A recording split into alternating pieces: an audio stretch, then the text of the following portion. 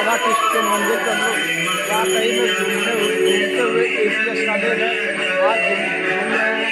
तो वाकई में जो शानदार खुशी मिल रही है हमको, जो खुशी मिल रही है वाकई बहुत ही शानदार और शानदार तरीके से देख रहे हैं। आप सभी लोग देख सकते हैं कि यहाँ पे यहाँ राधा स्वामी का मंदिर है, यहाँ घूम रहे हैं। बहुत ही हम लोगों को खुशी आज अपनी टीम के साथ जो खुशी मिल रही है वाकई में, और जो चीज़ बताया गया बहुत कुछ कम है। आज एबीएस का वो ताकत, आज एबीएस का वो पावर है।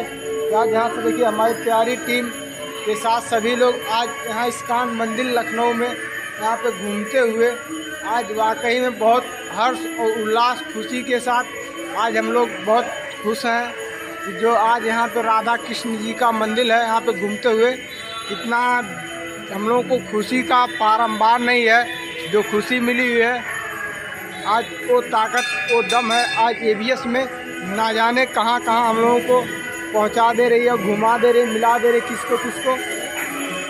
जिसके लिए हमारी सोच, हमारी कल्पना नहीं थी, वो चीज़ आज हम लोगों को अचीव हुआ है, जिसका खुशी आज हम लोग आपसे बता नहीं सकते पारंबार है।